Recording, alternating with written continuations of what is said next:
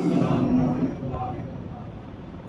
لله رب العالمين والعاقبة للمتقين والصلاة والسلام على سيد الأنبياء والمرسلين وعلى آله وأصحابه الطيبين الطاهرين أما بعد أعوذ بالله من الشيطان الرجيم بسم الله الرحمن الرحيم قد جاءكم من الله نور صدق الله العظيم بعد توحید کی متوحدوں قرآن کریم کی فدا کرو شمع رسالت کی پروانوں غوث و خواجہ کے چاہنے والوں آئیے کچھ کہنے اور سننے سے پہلے دکھیوں کے دامن میں سکھ ڈالنے والے، بے چین دلوں کو چین عطا کرنے والے، بے سہاروں کو سہارا دینے والے،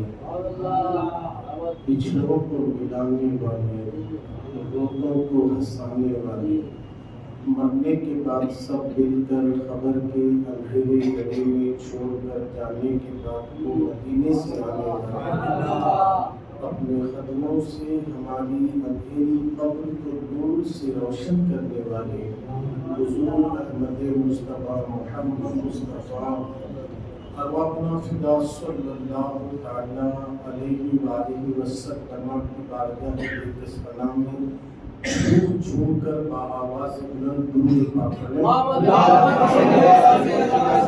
اللہم صلی علی سیدنا مولانا محمد طب القلوب ودوائها وعافیة الابدان وشفائها ونور الابصار وضیائها وعلى آلہ وصحبہ وسلم۔ صلاۃ و سلام علیک یا رسول اللہ۔ نبی اور آل نبی کی بارگاہ میں ایک بار اور آواز بلند درود پاک پڑھیں۔ مولانا محمد صلاۃ و سلام علیک یا رسول اللہ صلی اللہ علیہ وسلم۔ ایک بار اور عشق میں ڈوب کر درود پاک پڑھیں۔ اللہم صلی علی سیدنا محمد عبدک ورسولک وصلی علی المؤمنین والمؤمنات والمسلمین والمسلمات۔ صلاۃ و سلام علیک یا رسول اللہ صلی اللہ علیہ وسلم۔ گزشتہ جمعہ حضرت کی سرپرستی میں جو ہمارے درمیان میں لوہار پاڑی میں موجود ہیں، حضرت علامہ سید شاہ اشرف رضا صاحب قبلہ سجادہ نشین بارگاہ پیرچو متوقی ہمارے درمیان میں موجود ہیں۔ ان کی سرپرستی میں گزشتہ جمعہ پیرچو مسجد شمشیہ میں خطاب کرنے کا موقع ملا ہے۔ اللہ تعالیٰ اس جمعہ کے خطاب کو بھی قبول فرمائے اور آج بھی اسی بارگاہ کے سجادہ نشین اشرف رضا صاحب قبلہ آج پھر ہماری مسجد میں ہے، تو ایسا لگ رہا کہ میں لوہار گڑھی میں نہیں بلکہ خود رچو کی بارگاہ میں بیٹھا ہوں۔ اور یہ کوئی ڈھکی چھپی بات بھی نہیں ہے کہ تصور جیسا کریں گے ویسا قائم ہو جائے گا، اور ہمارے سے خود رچو دور نہیں ہے، ہم تو دور ہیں مگر وہ ہمیشہ ہمارے قریب ہے۔ حضرت سید شمس عالم سیدی سرکار کے صدقے میں کبھی ان کے در سے کوئی خالی نہیں گیا۔ ہر ایک کی مرادیں 550 سال سے پوری کرتے جا رہے ہیں، عطا کرتے جا رہے ہیں۔ ہم بھی ان کے چاہنے والوں میں سے ہیں۔ اللہ ان کے صدقے میں ہماری مرادوں کو پوری فرمائے اور اسی طرح ہمیں پھر آنے والا سال عرس پھر دیکھنا نصیب فرمائے۔ درمیان میں جو بھی بیماریاں، بلائیں، حادثات، مصیبتیں، جادو ٹونا جو بھی ہوگا، خود میرے جھوٹ کے صدقے میں ہر بلاؤں سے اللہ ہم سب کی حفاظت فرمائے۔ آمین آمین یا رب العالمین بجاہ سید المرسلین برحمتہ یا ارحم الراحمین۔ ابھی چاند دکھنے والا ہے، جیسے ہی چاند نظر آئے گا ایمان والوں کے دل میں کلیاں کھل جائیں گی، یعنی وہ مہینہ آ رہا ہے۔ اگر وہ نہ آتا تو مہینہ بھی 500 مہینہ بھی نہ ملتا۔ وہ مہینہ آ رہا ہے جسے میلاد النبی کا مہینہ کہتے ہیں۔ آقا کی آمد کا مہینہ کہتے ہیں، تو میں سوچا کہ ہمارے شہر ریچور میں خاص کر کے جیسے ہی چاند نظر آتا ہے ہر مسجد میں درود پاک کی مجلسیں سجائے جاتی ہیں۔ اس کے علاوہ کچھ گھروں میں بھی محفلیں سجتی ہیں، کچھ قصیدے بھی پڑھے جاتے ہیں، کچھ میلاد کی محفلیں بھی ہوتی ہیں، کچھ جلسے بھی ہوتے ہیں، پروگرامز بھی ہوتے ہیں۔ تو اسی مناسبت سے کہ اس جمعہ میں چند باتیں خطبہ ریچور کی بھی آپ کے سامنے عرض کرتے ہوئے درود پاک کی فضیلت پر بھی ہم گفتگو کریں۔ تو آئیے ایک بار بآواز بلند پھر سے درود پاک پڑھ لیں۔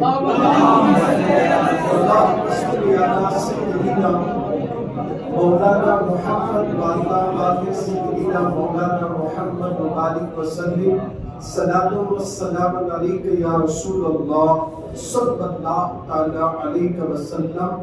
قرآن مقدس کے 22ویں پارے میں اللہ جل جلالہ کا ارشاد ہے، ان اللہ و ملائکتہ یصلون علی النبی، بے شک اللہ اور اس کے ملائکہ نبی پر درود بھیجتے ہیں، رحمت بھیجتے ہیں۔ اور یا ایھا الذین آمنوا، اے ایمان والو تم بھی نبی پر کثرت سے درود و سلام بھیجو۔ ان اللہ و ملائکتہ یصلون علی النبی یا ایھا الذین آمنوا صلوا علیہ وسلموا تسلیما، یعنی تم بھی اے ایمان والو نبی پر کثرت سے درود و سلام بھیجو۔ توجہ چاہتا ہوں، پہلے اللہ نے اپنے حبیب کی جب بات آتی ہے، درود و سلام کی بات آتی ہے، تو سب سے پہلے اللہ نے یوں کہا کہ بے شک میں، میرے ملائکہ نبی پر درود بھیجتے ہیں۔ اللہ درود بھیج رہا ہے، ملائکہ درود بھیج رہے ہیں۔ اب تیسرے نمبر پر اللہ ایمان والوں سے کہہ رہا ہے، کلمہ پڑھنے والوں سے کہہ رہا ہے، نبی کے نام پر جان فدا کرنے والے فداکاروں سے کہہ رہا ہے، غلامان مصطفیٰ سے کہہ رہا ہے، رسول اعظم کو خاتم النبیین ماننے والوں سے کہہ رہا ہے، اہل بیت کے چاہنے والوں سے کہہ رہا ہے، حسنین کریمین پر جان لٹانے والوں سے، ایمان والوں سے کہہ رہا ہے، اے ایمان والو تم بھی نبی پر کثرت سے درود و سلام بھیجو۔ آؤ سرکار مدینہ کے دیوانوں، آج پوری دنیا کے اندر 72 نہیں بلکہ 73 فرقے آپ کو نظر آئیں گے، ہر ایک کی سوچ الگ ہے، ہر فرقے کی سوچ اور اس کے خیالات الگ ہیں، مگر اہل سنت والجماعت یہ ہمیشہ حضور کے زمانے سے لے کر بلکہ قیامت تک رہنے والی واحد اہل سنت والجماعت ہے۔ یہ ایک ہی جماعت ہے، اور اسی جماعت کے اندر سارے اولیاء اکرام آپ کو نظر آئیں گے، اسی میں صحابہ اکرام نظر آئیں گے، اسی میں تابعین نظر آئیں گے، اسی میں تبع تابعین نظر آئیں گے، اسی میں اولیاء اکرام نظر آئیں گے، اسی میں غوث اعظم نظر آئیں گے، اسی میں غریب دراز نظر آئیں گے، اسی میں خواجہ قطب الدین بختیار کاکی نظر آئیں گے۔ اہل سنت والجماعت میں حضرت خواجہ بابا فرید الدین ملیں گے، اہل سنت والجماعت کے اندر حضرت خواجہ نظام الدین اولیاء ملیں گے، اہل سنت والجماعت کے اندر حضرت خواجہ نصیر الدین چراغ دہلوی ملیں گے، اہل سنت والجماعت کے اندر حضرت خواجہ بندہ نواز کے سدراس ملیں گے، اہل سنت والجماعت کے اندر حضرت کوکی چندہ حسینی ملیں گے، اہل سنت والجماعت کے اندر مجھے کہنے دو ریچور کے خطب شمشی عالم حسینی نظر آئیں گے۔ آپ اور کریں کہ 550 سال پہلے شہر ریچور میں کوئی بھی تبلیغی اور وہابی نہیں تھا، سب کے سب غوث کے چاہنے والے تھے، حسن کے چاہنے والے تھے، حسین کے چاہنے والے تھے، کوئی ادارہ نہیں تھا بلکہ خطب ریچور کی خانقاہ تھی، جو ان کا چہرہ دیکھتا تھا وہ کلمہ پڑھ کے مسلمان ہو جاتا تھا۔ یہ وہ خطب ریچور ہے۔ پتہ یہ چلا یہ جماعت سے ہٹ کر جتنے بھی تنظیمیں آئے، جتنی بھی جماعتیں آئے، اگر آپ ان کی نمازوں کو دیکھ کر اپنے ایمان کو برباد کر لو گے تو قیامت میں جنت نہیں مل سکتی ہے. اگر ایمان بچانا ہے تو آؤ اولیاء کا دامن تھام لو, اہل بیت کا دامن تھام لو, غوث و خواجہ کا دامن تھام لو. انشاءاللہ انہی کے صدقے میں قیامت میں اللہ ہمیں جنت عطا کرے گا. اللہ والوں کی عظمت کا اندازہ کون لگا سکتا ہے؟ ایک حدیث قدسی سے آپ اندازہ لگاؤ کہ اللہ اپنے ولیوں سے کتنی محبت کرتا ہے. اللہ اکبر. میرے نبی نے کہا, سرکار فرماتے ہیں کہ جو کسی ولی سے دشمنی کرے گا اللہ اس سے اعلان جنگ کرتا ہے.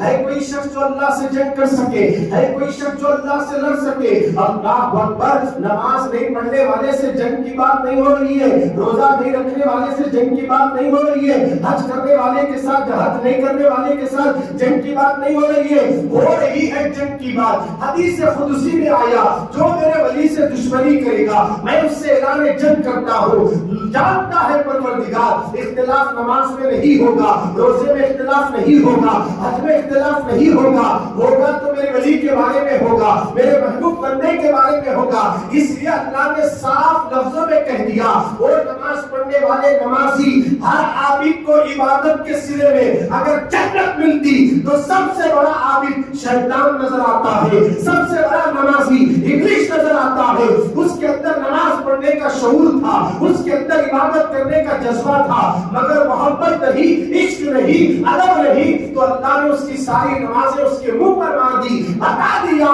کہ نمازوں سے جنت نہیں ملتی ہے, کرم مصطفیٰ سے جنت ملتی ہے, حسین کے صدقے میں جنت ملتی ہے.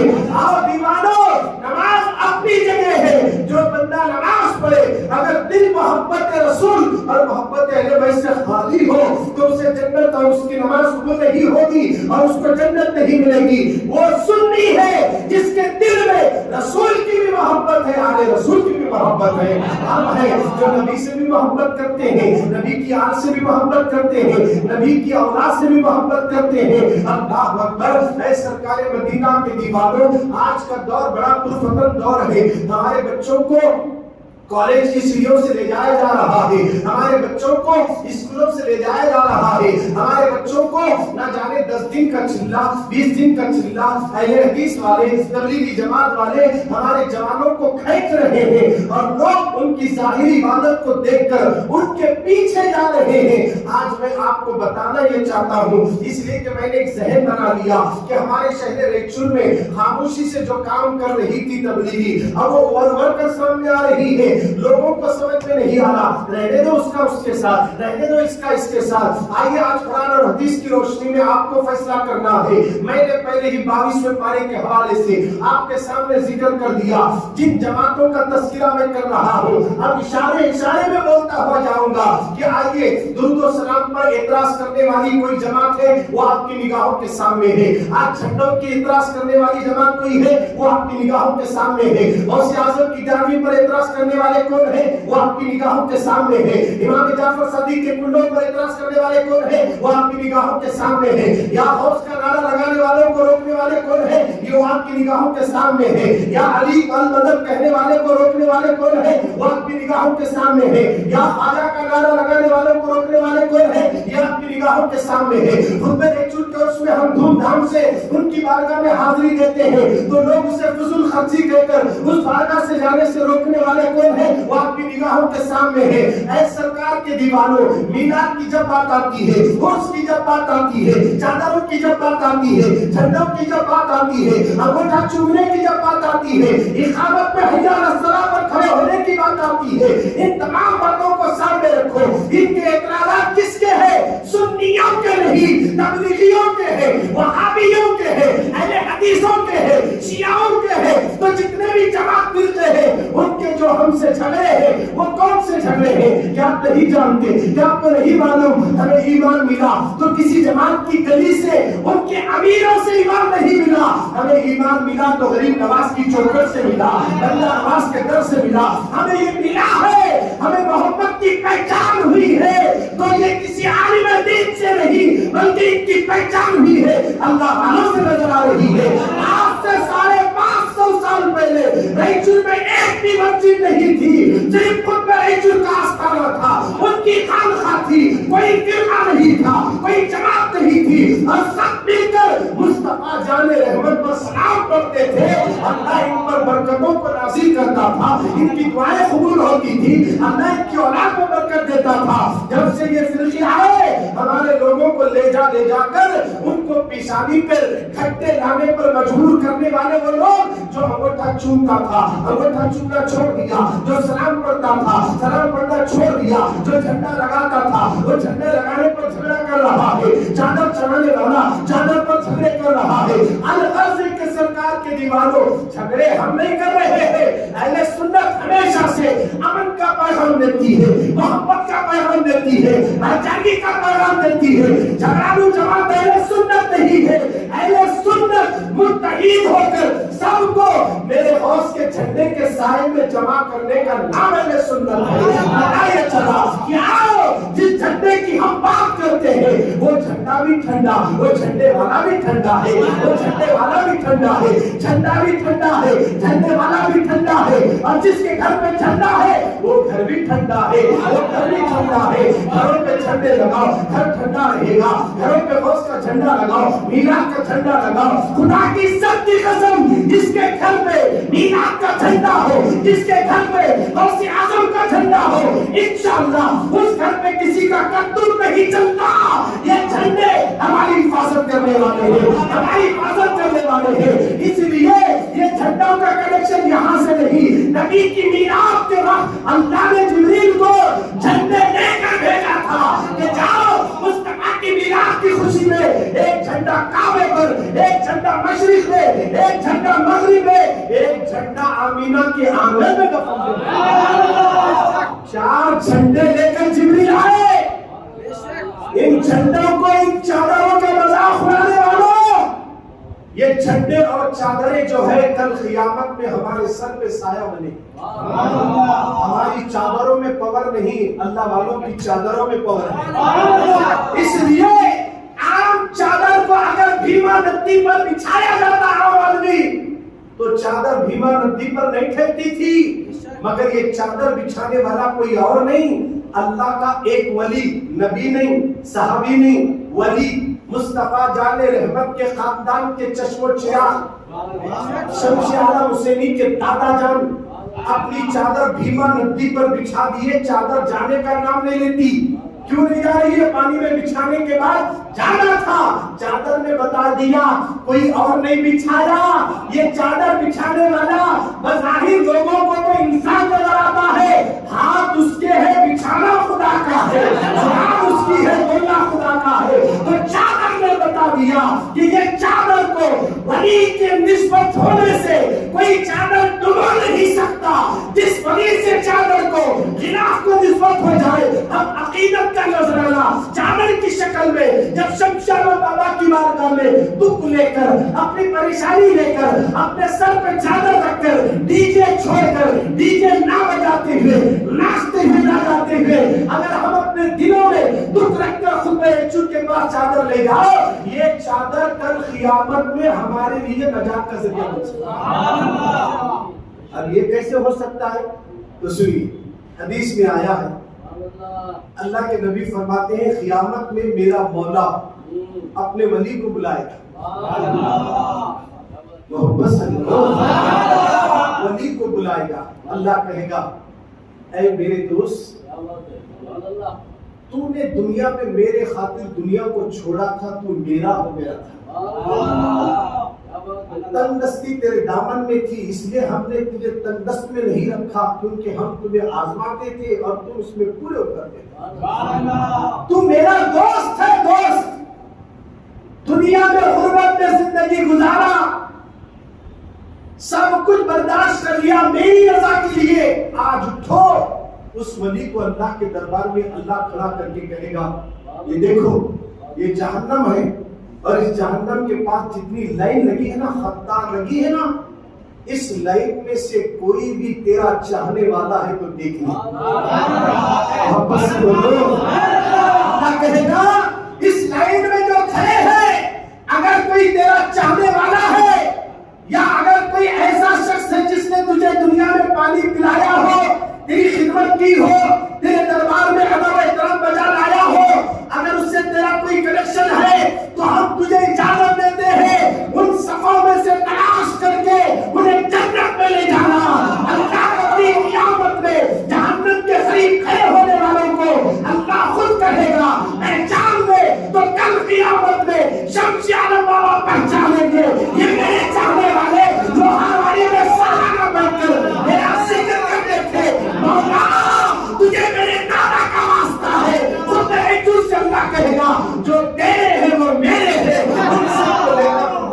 جنت میں جائیں گے. بات سمجھ میں آ گئی؟ اللہ والوں سے رشتہ جوڑ لو، ان سے جو رشتہ اپنا مضبوط کر لے گا، دنیا میں کوئی ایسا ہتھیار ہی نہیں بنا جو اس رشتے کو توڑ سکے.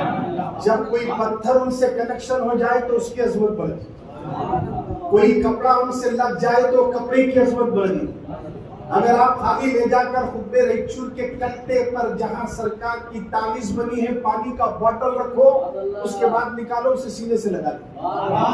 بوتل لاتے اسٹیم کو ہلا لے کے آ رہے تھے، اب جب خطبے ریچور کی چوکٹ میں بوتل پہنچا اس کے بعد واپس جا رہا تو اب ہلا لے کے نہیں جاتے، کیونکہ اس کو نسبت بوتل کو خطبے ریچور سے ہو چکی ہے. حضرت کی نظر پڑی ہے، عزت بڑھ رہی ہے.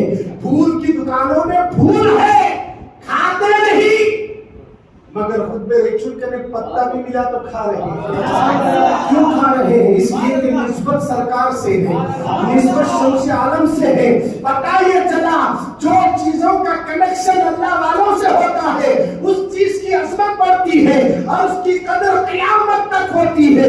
خطب عالم احمد آباد کی سرزمین پر ہے، گجرات کی سرزمین کا واقعہ، مہاراشٹر کی سرزمین کا واقعہ. خطب عالم رات کے وقت تہجد کی نماز پڑھنے کے لیے اٹھے، اچانک آپ کو ٹھوکر لگی. آپ اپنی جلالی انداز میں زبان سے کہتے ہیں پتھر ہے، کنکر ہے، لوہا ہے، لکڑی ہے، نہ جانے کیا ہے. اتنا کہنا تھا، صبح میں مریدوں نے دیکھا کہ ایک چیز ایسی پڑی ہوئی ہے، اس میں پتھر بھی ہے، لوہا بھی ہے، لکڑی بھی ہے، اور اس کے ساتھ ساتھ اللہ نے ایک ایسی چیز بھی رکھی کہ اس کو دیکھ کر آدمی یہ کہنے لگا کہ نہ جانے کیا ہے. اب دیکھیے پہچاننے والا پتھر کو پہچان رہا ہے، لکڑی کو پہچان رہا ہے، لوہے کو پہچان رہا ہے، مگر ایک چیز قدرت نے وہ بھی رکھی جسے دیکھنے کے بعد آدمی مجبوراً وہ جملہ کہیں بھی نہیں بولا ہوگا مگر اس طرف دیکھ کر یہ کہے گا یہ نہ جانے کیا ہے. آج بھی وہ ولی کی درگاہ میں یہ لکڑی موجود ہے، حتیٰ کہ انگریزوں نے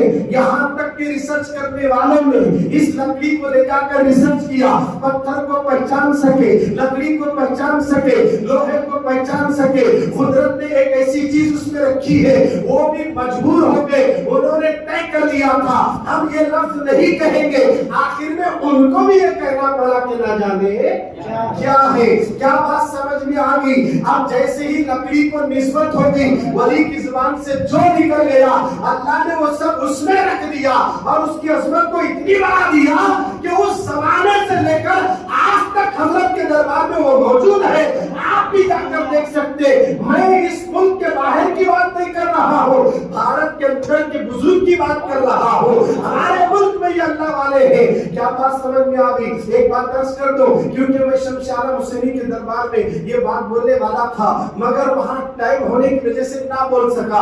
آئیے اللہ والوں سے جڑ کر رہو میرے بھائی. یہی اللہ والے ہیں، خبر کے اندھیرے سے بچا سکتے ہیں، کیونکہ وہاں خبر میں کسی امیر کا نہیں چلتا، کسی چھٹے چھٹی والوں کا نہیں چلتا، وہاں صرف چلتا تو نبی کا اور نبی کی آل و اولاد کا چلتا، اللہ والوں کا چلتا.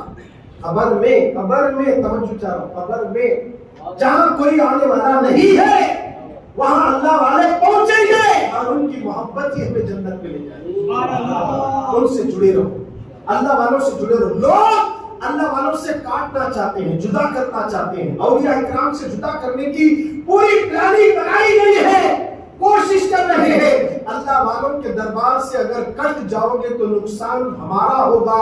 ان سے جڑے رہو گے تو دنیا میں کچھ ملے یا نہ ملے وہاں بہت کچھ ملے گا. جہاں ماں بیٹے کو نہیں پہچان سکے گی، باپ اپنے بیٹے کو نہیں پہچانے گا، بھائی بھائی کو نہیں پہچانے گا، دوست دوست کو نہیں پہچانے گا، بیوی شوہر کو نہیں پہچانے گی، شوہر بیوی کو نہیں پہچانے گا، ماموں بھانے کو نہیں پہچانے گا، بھانجا ماموں کو نہیں پہچانے گا. ایسے منظر جب وہاں ہوگا قیامت میں، اس وقت اللہ والے پہچانیں گے. حضرت سیدنا عبداللہ ابن مسعود رضی اللہ تعالیٰ عنہ کی روایت کردہ حدیث ہے، فرماتے ہیں کہ نبی کی بارگاہ میں ایک شخص آیا، عرض کرنے لگا یا رسول اللہ اس شخص کے بارے میں آپ کا کیا حکم ہے؟ کہ ایک شخص ہے جو فلانے شخص سے محبت کرتا کرتا ہے حالانکہ اس نے اس کو دیکھا نہیں مگر محبت کرتا ہے. تو میرے نبی نے کہا جو جس سے محبت کرے گا قیامت میں اسی کے ساتھ اٹھایا جائے گا, اسی کے ساتھ اٹھایا جائے گا. حالانکہ صحابی پوچھ رہے ہیں اس نے ان کو دیکھا نہیں مگر سن کر محبت کر رہا ہے. اللہ اکبر, ہم نے ابو بکر کو دیکھا نہیں محبت کر رہے ہیں, عمر کو دیکھا نہیں محبت کر رہے ہیں, عثمان علی کو دیکھا نہیں محبت کر رہے ہیں, ہم نے علی کو دیکھا نہیں محبت کر رہے ہیں, ہم نے حسن کو دیکھا نہیں محبت کر رہے ہیں, ہم نے حسین کو دیکھا نہیں محبت کر رہے ہیں, ہم نے معصوم اصغر کو نہیں دیکھا مگر ان کا واقعہ سننے کے بعد ایک بیٹے کے جانے کا غم اتنا نہیں ہوتا. حسین کے بیٹے کی شہادت کا ذکر جب میدان زمین پر ہوتا ہے اور رفتہ دلوں کی نظر آتا ہے. کربلا کا میدان نہیں دیکھا مگر کربلا والوں سے محبت ہے. خاتون جنت کو نہیں دیکھا ان سے محبت ہے. نئی نماز کو نہیں دیکھا ان سے محبت ہے. بندہ نماز کو نہیں دیکھا ان سے محبت ہے. شمس عالم سیری کو نہیں دیکھا ان سے محبت ہے. علاؤالدین بابا کو نہیں دیکھا ان سے محبت ہے. ابو طاہر کو نہیں دیکھا ان سے محبت ہے. تو جو جس سے محبت کرے گا سنیو یہ ہماری قسمت میں ہے کہ میرے نبی نے اعلان کر دیا جو جس سے محبت کرے گا قیامت میں انہی کے ساتھ ہوگا. ہم سب سے محبت کرتے قیامت میں سب کے ساتھ رہیں گے, ہم سب کے ساتھ رہیں گے اور جو سب کے ساتھ رہیں گے رب بھی ان کے ساتھ رہیں گے. جو سب کے ساتھ رہیں گے رب بھی ان کے ساتھ رہے گا. یہاں سے اللہ کے نبی نے پیغام دے دیا محبت کرو. ہم جن اللہ والوں سے محبت کرتے دیکھے نہیں مگر محبت کا یہ علم ہے. یاد جب وہ یاد آتے ہیں تنہائی میں تو آنکھوں سے آنسو نکل جاتے ہیں, رو لیتے ہیں. اللہ والوں کی کرامتیں سننے کے بعد دل مچلتا ہے کہ ان کی چوکھٹ پر جاؤں, ان کی بارگاہ کی حاضری دوں. آئیے ان سے جڑے رہو. بات آ گئی تو عرض کر دوں, آج کل یہ تبلیغی اور یہ وہابی اور جو بندی یہ جتنے اہل حدیث جتنے فرقے ہیں اہل سنت کو چھوڑ کر سارے فرقے وہ سب نماز کی دعوت تو دیتے ہیں مگر یاد رکھنا محبت کی دعوت نہیں دیتے. محبت رسول دل میں کٹ کٹ کے بھرنے والی جماعت اہل سنت. بات کرے تو یا رسول اللہ کا نام, بات کرے تو درود پڑھاتے ہیں, بات کرے تو درود کی محفل سجاتے ہیں. یہ صرف اہل سنت میں ہے. باقی کے 72 فرقے اس سے دور ہیں. ایک ہی فرقہ اہل سنت والجماعت جو جماعت ہے یہی جماعت ہے. سلام والی, جھنڈے والی, انگوٹھا چومنے والی, چہلم کرنے والی, 10واں کرنے والی, 20واں کرنے والی, ماں کا احترام کرنے والی, ماں کے قدموں کے نیچے جھکانے والی, باپ کی پیشانی کو چومنے لگانے والی اگر کوئی جماعت ہے تو اہل سنت نظر آتی ہے. ہم ماں کے بھی وفادار ہیں, باپ کے بھی وفادار ہیں, اولیاء کے بھی وفادار ہیں. ہم غداری نہیں کرے جو آگے لوگ کر رہے ہیں. کہتے ہیں وہ چومنا کہاں ہے. اللہ اکبر, غور کرو لوگوں, اللہ والوں سے جڑے رہو. میں بار بار کہہ رہا ہوں اس لیے کہ ان سے جڑ کر رہنے سے پہلے آپ نے دیکھا ہوگا, ہم نے دیکھا اپنی آنکھوں سے, جب اگر بارش نہیں آتا تھا تو مسلمان جمع ہوتے تھے. حالانکہ سب نمازی تھے, کہتے تھے کہ ہماری نماز میں دم نہیں, چلو کسی ولی کی چوکھٹ پر چلے جائیں گے, بارش کے لیے دعا کریں گے. چھتری لے کر لوگ جاتے تھے, کتنا یقین تھا, چھتری لے کر جاتے تھے, کڑک دھوپ ہوتی تھی. اللہ والوں کے دربار میں جاتے تو جا کر دعا کرتے ہیں تو باہر نکلنے سے پہلے جو میدان سورج کی شعاعوں سے گرم تھا اب باہر نکلے ولی کے دربار سے تو بادلوں کا آنا شروع ہو گیا, بارش برسنے لگا. یہ اللہ والوں کے دربار میں دعائیں قبول ہوتی ہے. آئیے تابوت سکینہ, یہ ایسا صندوق ہے, اس کا ذکر قرآن میں دوسرے پارے میں آیا. تابوت سکینہ یہ بنی اسرائیل میں تھا اور یہ صندوق جو رحمت کا خزینہ ہے, اس رحمت کے خزینے کو بنی اسرائیل کے لوگ بڑا احترام کرتے تھے, ادب کرتے تھے. میدان جنگ میں جب دشمنان اسلام سے جنگ ہوتی تو ان میدان میں لشکر جو دشمنوں کا دیکھنے کے بعد ان کے دل مسلمانوں کے کانپتے تھے, تو جیسا صندوق سامنے آتا تو ان کے دل سینے میں پہاڑ سے بھی مضبوط ہو جاتے تھے. اور یہ صندوق جیسا سامنے آتا ایک طاقت اور قوت آتی اور اس صندوق کو وسیلہ بنا کر دعا کرتے, اللہ اس جنگ میں انہیں فتح عطا کر دیتا ہے, کامیابی سے ہمکنار کرتا ہے. اور یہ وہ صندوق ہے, اس صندوق کو جب جب کوئی بنی اسرائیل میں جھگڑا ہوتا، فیصلہ کہیں بھی نہیں ہوتا، تو صندوق کو سامنے رکھ کر دو آدمی اپنی زبان سے جملے بولتے تو صندوق میں سے آواز آتی، یہ صحیح ہے یہ غلط ہے، اللہ اکبر۔ یہ صندوق فیصلے کرتا تھا۔ کوئی بیمار ہے تو صندوق کو سامنے لا کر دعا کرے، اللہ اسے شفا دیتا تھا۔ یہ وہ صندوق ہے جس کا ذکر قرآن میں دوسرے پارے میں آیا، اسے تابوت سکینہ کہتے ہیں، خدا کی رحمت کا خزینہ ہے، اللہ اکبر۔ یہ صندوق سامنے رکھے، بلائیں ٹلتی ہے، بارش اگر نہ آتا تو یہ صندوق رکھ کر دعا کرتے، رحمتوں کا نزول ہو جاتا تھا۔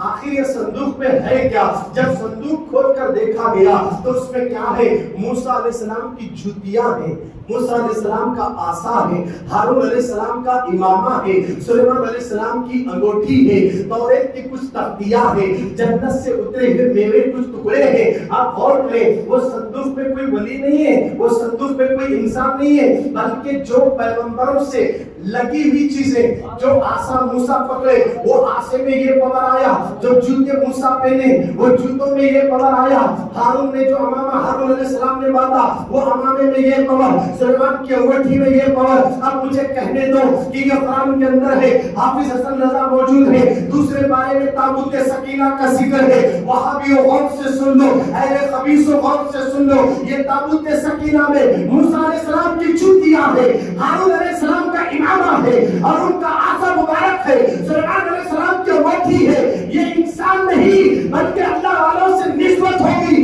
جب انگوٹھی کو جب پیغمبر نے پہنا ہے، وہ انگوٹھی کی عظمت اتنی بڑھ گئی، اس کو صندوق میں رکھا گیا۔ جس جوتیوں کو موسیٰ نے پہنا، ان جوتیوں کو جب صندوق میں رکھا گیا، اس کی عظمت اتنی بڑھ گئی، عصا مبارک کو رکھا گیا، اس کی عظمت بڑھ گئی۔ اور اسی طرح ہارون علیہ السلام کا امامہ رکھا تو اسے تابوت سکینہ کہا، رحمت کا خزینہ کہا۔ یہ صندوق میں جو ہے وہ موسیٰ علیہ السلام کی جوتیاں ہے، ہارون علیہ السلام کا امامہ ہے، موسیٰ علیہ السلام کا عصا ہے، سلیمان علیہ السلام کی انگوٹھی ہے۔ ارے جب یہ صندوق میں جوتیاں موسیٰ کی ہو، اب تو موسیٰ علیہ السلام کون ہے؟ اگر محمد نہ ہوتے، موسیٰ بھی نہ ہوتے، اگر محمد نہ ہوتے، ہارون بھی نہ ہوتے، اگر محمد نہ ہوتے، سلیمان بھی نہ ہوتے، اگر محمد نہ ہوتے، کوئی نبی نہ ہوتا۔ جو کچھ بھی اللہ نے بنایا محمد کے صدقے میں بنایا، جن کے صدقے میں موسیٰ کو نبوت ملی ہے، ان کی جوتیوں کو سامنے رکھ کر دعا مانگے تو قبول ہوتی ہے۔ نبی کی بیٹی فاطمہ، فاطمہ کا بیٹا امام حسین، امام حسین کا بیٹا امام زین العابدین، امام زین العابدین کا بیٹا امام باقر، امام جعفر جنتے چلاتے ہوئے غوث اعظم نظر آتے ہیں، علی نواز نظر آتے ہیں، کوئی جدہ حسینی نظر آتے ہیں، شمس عالم حسینی نظر آتے ہیں۔ ارے جن کی رگوں میں کسی اور کا خون نہیں ہے، حسنین کریمین کا خون ہے۔ جب ان کی چوٹیاں سامنے رکھ کر دعا کرے تو قبول ہو جائے۔ جو رسول اللہ کا پوترا سو گیا اس مزار کے سامنے اگر دعا کرے تو کیوں قبول نہ ہو؟ اسی لیے کہنے والوں نے کہا نگاہ ولی میں وہ تاثیر دیکھی، بدلتی ہزاروں کی تقدیر دیکھی۔ یہ اللہ والوں کی شان ہے، جب ان کی جوتیوں میں یہ پاور۔ اور ہمارے نبی کے نالین کا عالم کیا تھا؟ وہ موسیٰ تھے جو جوتیاں اتار کر آنا پڑا، یہ اللہ کے حبیب ہے جو جوتیاں صرف جا رہے ہیں۔ اللہ کے نبی نے کہا میرے مولا تو نے دور پر موسیٰ سے کہا تھا کہ نالین چھوڑ کر آؤ، رب نے کہا اے حبیب وہ موسیٰ ہے، تم تو میرے محبوب ہو۔ توجہ چاہ رہا ہوں، ہمارے نبی کی شان دیکھو، وہ شان والا، میلاد والا، وہ نبی 12 ربیع الاول کو صبح صادق کے دن مکے میں آمینہ کے گھر میں تشریف لانے والے، ان کے صدقے میں دنیا میں امن اور پیس ملا ہے، چین ملا ہے، سکون ملا ہے۔ ان کی میلاد منانے والوں، انہی کی اولاد سے، ان کے غلاموں سے جڑ کر رہو، اللہ والوں سے جڑ کر رہو گے تو یہاں بھی بیڑا پار، وہاں بھی بیڑا پار۔ ان سے اگر چھٹ جاؤ گے تو بھٹکتے رہو گے، منزل نہیں مل سکتی ہے۔ کبھی ان ظاہری عبادتوں کو دیکھ کر تبلیغیوں کی، اہل حدیثوں کی، اب تو معاملہ یہ ہے لوگ نکاح تک آ گئے، کہاں تک آ گئے؟ نکاح تک آ گئے۔ نکاح کون پڑھانا، عاشق رسول پڑھا، محبت سے بولو نکاح کون پڑھانا؟ عاشق رسول. گستاخ رسول نکاح پڑھائے تو نہیں ہوتا. سمجھ رہے بات کو؟ گستاخ رسول نبی کی میلاد سے چھیڑ پیدا کر لینے والا گستاخ رسول. گستاخ رسول نکاح پڑھائے تو نہیں ہوتا. پوچھو بھائی کب گستاخی کرے؟ ساتھ بول میرا انگوٹھا کہیں کو نہیں چھوڑے ساتھ. یہ تو محبت کی نشانی ہے. آج کے دور میں یہ تو بہت بڑی پہچان ہو گئی انگوٹھا چومنا، کیونکہ ابو بکر سے بڑھ کر دنیا میں کوئی نہیں. یہ لکھ لو صدیق اکبر جب نے چوما ہے، انجینئر ہو، ایڈوکیٹ ہو، IAS ہو، IPS ہو، جج ہو، سپرنٹینڈنٹ ہو، DC ہو، کوئی بھی ہو مسلمان، اگر وہ انگوٹھا چوم رہا ہے، خدا کی عزت کی قسم میرے مصطفیٰ نے یہاں تک کہ ضمانت لے لی کہ جو ابو بکر کی طرح میرا نام سن کر انگوٹھا چومے گا قیامت میں میں اس کی شفاعت کروں گا. اور صدیق اکبر انجینئر بھی ہے، ایڈوکیٹ بھی ہے، اور وہ سپرنٹینڈنٹ بھی ہے، IAS بھی ہے، IPS بھی ہے. جتنی ڈگریوں کی حدیں ہیں ان ڈگریوں کے بعد بھی ابو بکر کا مرتبہ اتنا بڑا ہے. میرے نبی نے اعلان کر دیا سب کے ایمان ایک پلڑے میں رکھو، ابو بکر کا ایمان ایک پلڑے میں رکھو، صدیق کا ایمان بڑھ جائے گا. اور سب کی نیکیاں ایک طرف، میرے ابو بکر کی ایک نیکی سب پر بھاری ہوگی. اور لوگوں سن لو، میں نے سب کا احسان چکا دیا، ابو بکر کا میں نہیں. قیامت میں میرا مولا عطا کرے گا جس کا مرتبہ نبی کے نزدیک یہ ہو. انہوں نے جب انگوٹھا چوما، تو کس کھیت کی مولی ہے؟ انگوٹھا چوم تو صحیح، تیرے مرنے کے بعد تیری خبر میں آنکھیں تک نہیں سڑے گی. اعتراضات اس پہ ہو رہے، چومنے پر، اس پر ہو رہے. اب ایسے لوگ آپ کو نکاح کے بارے میں ڈسکس کر رہے ہیں، میں پڑھاتا ہوں، تو پڑھاتا ہوں، یہاں پڑھاؤ وہاں پڑھاؤ. لوگوں اپنے بھائیوں کی، اپنے بہنوں کی حفاظت کرنا ہے تو صحیح سنی امام اور صحیح سنی عالم، یا اگر کوئی آپ کے پیر و مرشد ہے ان سے نکاح پڑھاؤ. اس نکاح میں برکت ہی برکت. کون بولے انہوں نکاح پڑھانا؟ یہ ریکارڈ ہو رہے سوئے.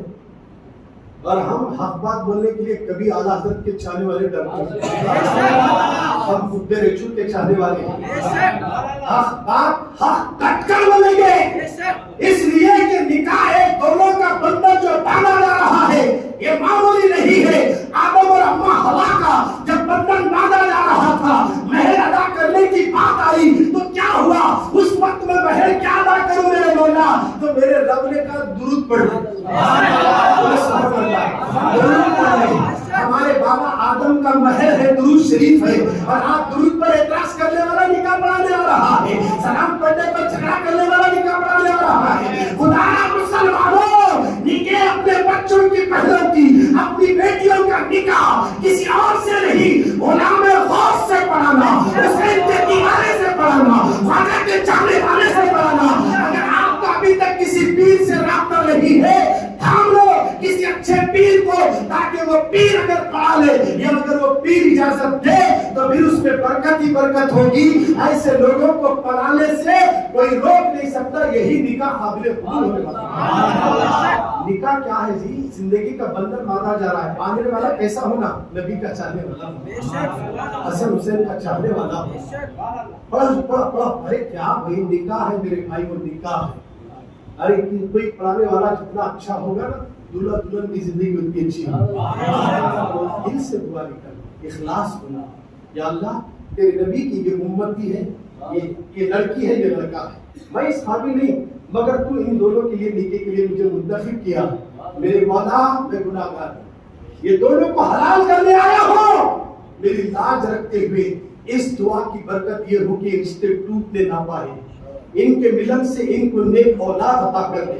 کیا کبھی کوئی قاضی یا کوئی نکاح پڑھانے والا آج میں اتنے لوگوں کا نکاح کیا ہو، رات میں تہجد میں اٹھ کر رو کر دعا کرتا ہے، مولا میں جتنے رشتے نکاح میں جوڑ کر آیا ہوں ان سب کے جوڑے سلامت رکھ. یہ درد اپنے دل میں پیدا کرنے والا کوئی اور نہیں، عاشق رسول نظر آتا ہے، غلام غوث نظر آتا ہے. خدا مسلمانوں اگر ہم امامت کریں تو امامت امام کے بعد یہ تنخواہ پر امامت نہیں ہونی چاہیے.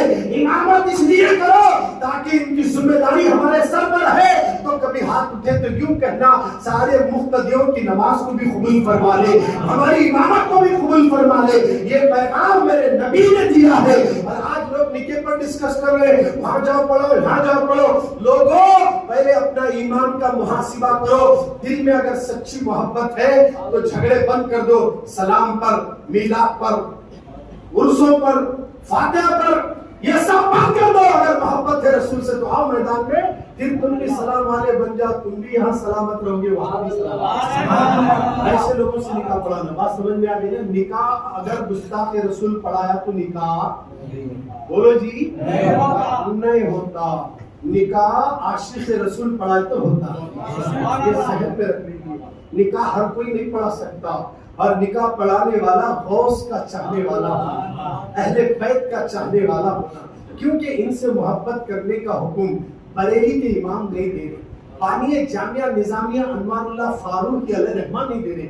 قرآن بول رہا قل لا اسألکم علیہ اجرا الا المودۃ فی القربى. اے محبوب تم کہہ دیجئے سب کچھ تمہارے صدقے میں ان کو دیا ہوں, اگر وہ تمہیں کچھ دینا چاہتے ہیں تو بس ان سے اتنا کہو وہ میری آل سے محبت کرو. اب اگر اللہ بولنے کے بعد ان سے محبت نہیں کریں گے تو انجام کیا ہوگا؟ اللہ بول رہا ہے نبی کے ذریعے, تم بولو حبیب فرمان میرا ہے, سنانا تمہارا کام ہے. سنا دیجئے جو آپ کی بات پر آپ کی اولاد سے محبت کرے گا تو سن لو, جو نبی کی آل سے محبت کرنے میں کامیاب رہے گا اگرچہ وہ کافر ہے تو اس کو ایمان کی دولت نصیب ہوگی. اگر ایمان والا ہو کر ان سے نفرت کرے گا تو سیدھا جہنم میں جائے گا. اس لیے میرے نبی نے کہہ دیا مقام حتیم میں نماز پڑھتے ہوئے اگر وہ روزے کی حالت میں کعبہ اور مقام حتیم میں مر جائے اور اس حال میں مرے کہ روزے سے ہے اور اس کے دل میں آل رسول کی محبت نہیں تو وہ سیدھا جہنم میں جائے گا. اگر کوئی ایسا شخص ہے جو کعبہ تک تو نہیں جا سکا مگر اہل بیت سے محبت کرتا ہے, میرے نبی نے کہہ دیا وہ جہاں بھی مرے مومن ہو کر مرے. یہ محبت کا پیغام ہے نہیں, قرآن بول رہا ہے. لوگوں اب اس پر کون کتنا عمل کر رہے, اب نکاح پڑھانے والے کو تمہیں چیک کر لیں. انکتا حسین کا چاہنے والا ہے, شربت باٹا نہیں باٹا دیکھ لو, انگوٹھا چومیا نہیں چومیا دیکھ لو, سلام میرے نبی کو کریا نہیں کریا دیکھ لو. میرا مطلب ہے وہ لیڈر سلام کرتا, شرک نہیں دکھتا, بدعت نہیں دکھتا. نبی کو سلام کرتے اس کو بدعت اور شرک یاد آتا. غور کرو, اپنے مطلب کے لیے سب کو سلام کرتے ہیں, اور ہر جس نبی کو سلام کرنے کے لیے قرآن بول رہا ہے, ان کے دربار میں سلام بھیجنے کے لیے اللہ کہہ رہا ہے, اور ان کو چھوڑ کر جہاں جہاں سلام بھیج رہا ہے کبھی تو خوش نہیں رہے گا. نبی کو سلام کر ادھر سے ایک بار وعلیکم السلام کہہ کے جواب آیا نا, دنیا کی کوئی طاقت تجھے رسوا نہیں کر سکتی ہے, کیونکہ نبی نے وعلیکم السلام کہا ہے. اللہ اکبر. ایک درود شریف کی محفلیں سجائی جاتی ہے. میں بات یہ کرنا چاہ رہا ہوں کہ یہ چاند جیسے ہی ربیع الاول شریف کا نظر آتا ہے ہمارے شہر ریچور میں, ہماری اس مسجد میں عشاء کی نماز کے فوراً بعد درود کی محفل چلتی ہے 12 دن تک مسلسل. آئیے سرکار کے دیوانوں, قرآن کہتا ہے ان اللہ و ملائکتہ یصلون علی النبی, بے شک اللہ اس کے فرشتے نبی پر درود بھیجتے ہیں. یا ایھا الذین آمنوا صلوا علیہ وسلموا تسلیما, اے ایمان والو تم بھی نبی پر درود و سلام بھیجو. اب میں آپ سے پوچھنا چاہتا ہوں, ہم اپنے نبی پر درود و سلام پڑھیں گے تو یوں سمجھ لینا کہ ہم ایمان والوں کی فہرست میں آ گئے. ہم سلام پڑھنے والے ہیں, ہم درود پڑھنے والے ہیں. اللہ خود درود پڑھ رہا ہے, اللہ خود نبی پر سلام بھیج رہا ہے, ملائکہ بھیج رہے ہیں. نماز اللہ نہیں پڑھتا, روزہ اللہ نہیں رکھتا, حج اللہ نہیں کرتا, یہ سب بندوں سے کراتا ہے. مگر جب درود کی بات آتی ہے تم پڑھو یا نہ پڑھو, میں نبی پر بھیج رہا ہوں, میں بھیج رہا ہوں, میرے ملائکہ بھیج رہے ہیں. ہاں ایمان والو اگر تم بھی بھیج لو تو تمہارے لیے بہتر ہوگا. مولا ہم نبی پر درود بھیجے تو کیا ملے گا؟ میرا رب کہتا ہے ایک بار تو نبی پر درود بھیج, 10 رحمتیں تیرے پر برساؤں گا, تیرے 10 گناہوں کو مٹاؤں گا, تیرے 10 درجے بلند کر دوں گا. ایک درجہ بلند اگر ہو گیا اس کا اندازہ نہیں لگا سکتے, ایک رحمت کا ہم اندازہ نہیں لگا سکتے. 10 رحمتیں نازل ہوگی جو نبی نبی پر درود بھیجے گا، ایک بار بھیجے گا، 2 بار بھیجے گا تو 20 رحمتیں، 3 بار بھیجے گا تو 30 رحمتیں، جو جتنی بار بھیجے گا اتنی رحمتیں جس پر برسیں گی۔ اب بتاؤ وہ دنیا میں کیسے رسوا ہوگا؟ ابھی ہم درود جو پڑھتے ہیں نا، یوں تو جیسے آیا ویسا پڑھ لیے، کبھی تصور میں پڑھو، کبھی نبی کو یاد کر کے پڑھنا۔ کس پر درود بھیج رہا ہے؟ توجہ ضروری ہے، اخلاص ضروری ہے، خشوع ضروری ہے، خضوع ضروری ہے، خوف خدا دل میں رکھ کر جب نبی پر درود پڑھیں گے، مدینے سے نبی کی نظر دل پر پڑے گی، قلب کو سکون ملے گا۔ یہ درود ہے جو مصیبتوں کو ٹالتا ہے، یہ درود ہے جو بلاؤں کو ہٹاتا ہے، یہ درود ہے جو اللہ کی معرفت دلاتا ہے، یہ درود ہے جو علم عرفان عطا کرتا ہے، یہ درود ہے جو اللہ کی بارگاہ سے ولایت عطا کرتا ہے، یہ درود ہے جو رسول اللہ کی قرب میں لے جاتا ہے۔ یہ درود معمولی نہیں ہے۔ اللہ اکبر، میں آپ کے سامنے رکھ دوں، اللہ فرشتے بھی درود پڑھتے ہیں۔ جب فرشتوں پر بھی کوئی آفتیں آ گئی ہیں، ان کی آفتیں کیسی طریقے ہیں؟ ایک مرتبہ جبریل آئے، عرض کرنے لگے یا رسول اللہ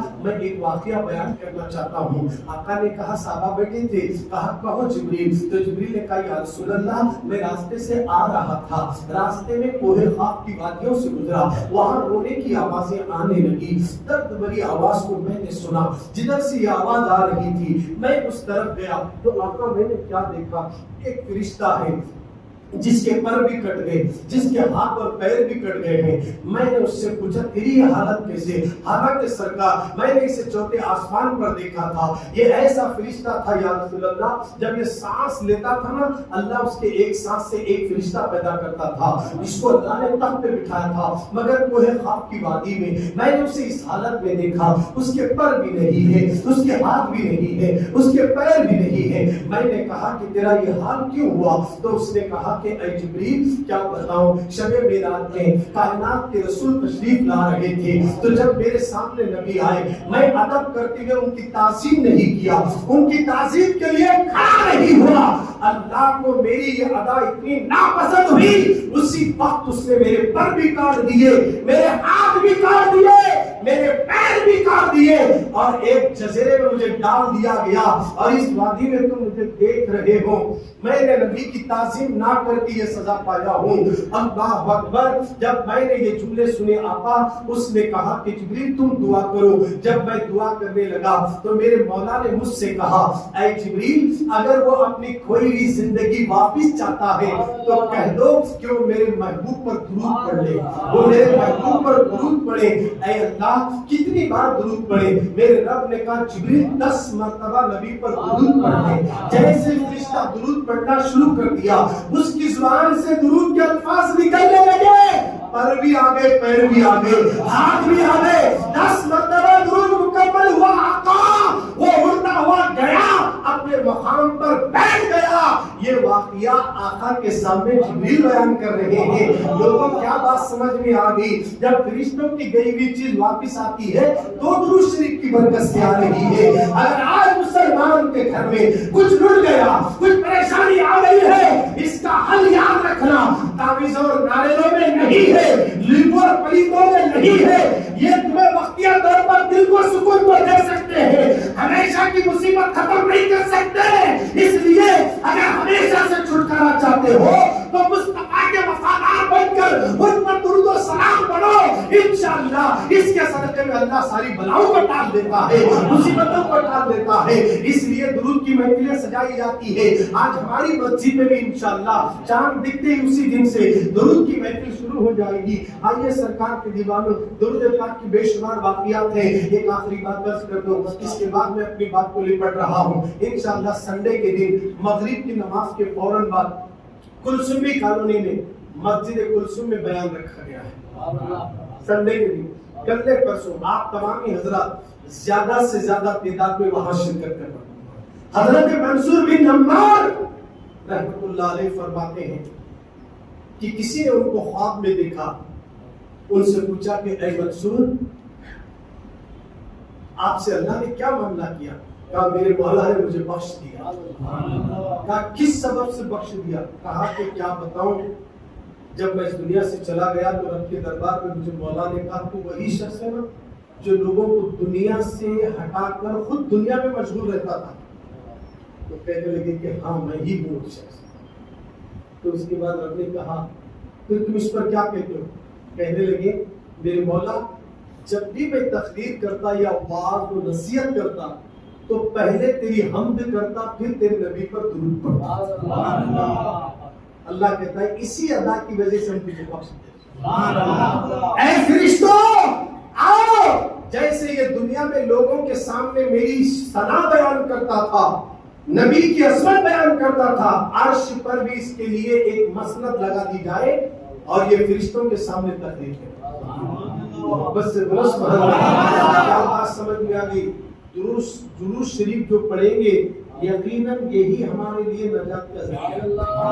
ہماری نمازیں، ہماری تلاوتیں، ہمارے روزے، ہمارے حج، یہ کر کر بھی ہم یہ نہیں کہہ سکتے اس کے ذریعے میں بچوں گا. یہ کام تو شیطان بھی کرا سکتے. نماز بہت پڑھا ہوں، اتنے پڑھا رائی کا دانا رکھنے کی جگہ نہیں، بچا نہیں، نیچے آ گیا، اوپر تھا نیچے آیا، جنت میں تک گیا نیچے آ گیا. کہیں کو آیا ایک سجدہ نہیں کرا آدم کے سامنے، اللہ اس نے نیچے اتار دیا. کیوں؟ وہ تعظیم سجدہ، ادب و احترام. آدم میں جو دم تھا وہ نور محمدی کی برکت سے تھا. آدم کو دیکھا، آدم میں نہیں دیکھا تو اللہ نے کہا تیرے سارے سجدوں کی مجھے ضرورت نہیں ہے، تو نیچے چلے جا. یہ لوگ جو نیچے رہ کر اوپر کیسے جا سکتے ہیں؟ 40 دن چھلے ہو گئے جنت میں، 3 مہینے کے تو ملتی، 1 سال کے تو ملتی، کبھی جنت نہیں ملتی. ہر نمازی کو جنت ملتے تو سب سے بڑا نمازی شیطانی ہے. سب سے بڑا نمازی یاد رکھیے، اسی نمازی کو جنت ملے گی جس کے دل میں عشق رسول ہو، جس کے دل میں اہل بیت کی محبت ہو، جس کے دل میں اولیاء کاملین کی محبت ہو. اسی کو جنت ملے گی جس کے دل میں میلاد مصطفیٰ کی محبت ہو، اسی کو جنت ملے گی. ایسے نمازیوں کی ضرورت ہے. حضرت آپ جانتے ہیں کہ درود و سلام کی فضیلت میں آیا ہے یہاں تک کہ اگر کوئی روزانہ بلا ناغہ 1000 مرتبہ درود پاک پڑھے بلا ناغہ، تو اس وقت تک اسے موت نہیں آئے گی کہ اللہ دنیا ہی میں رکھ کر اسے جنت میں اپنا ٹھکانہ دکھا دے گا. پہلے وہ ٹھکانہ دیکھے گا، اس کے بعد دنیا سے جائے گا. کتنی مرتبہ پڑھنا؟ 1000 مرتبہ. اب 1000 مرتبہ جو درود پڑھنا ہے وہ کون سا درود ہے؟ کلثوم کالونی میں اتنا شاندار اور اتنا مختصر ہے کہ اگر اس کو پڑھ لیں، حدیث سے ثابت ہے وہ، انشاءاللہ میں آپ کے سامنے رکھوں گا. اس درود کو اگر آپ اپنا لیں اپنی زندگی میں، بول نہیں سکتے ہوئی اس کی قسمت کا ستارہ جاگ گیا تو حضور کا دیدار ہوا. اب یہ کن کن کا دیدار ہوا، یہ درود جو میں بتانے والا ہوں وہ کن کن کا دیدار ہوا، کن کن سے ملاقات ہوئی، وہ بھی انشاءاللہ وہیں پر آپ کے سامنے رکھا جائے گا. کلثوم کالونی میں، مسجد کلثوم میں اتوار کے دن مغرب سے عشاء تک پروگرام رکھا گیا ہے. زیادہ سے زیادہ تعداد میں شرکت فرمائیں. ایک دوسرا اعلان یہ ہے، 18 تاریخ بروز پیر مہیلا سماج گراؤنڈ میں، مہیلا سماج گراؤنڈ کے اندر مفتی سلمان اظہری صاحب تشریف لا رہے ہیں. آپ زیادہ سے زیادہ تعداد میں شرکت فرما کر ثواب حاصل کریں. السلام علیکم. جو تیرا سنت پر آج رات میں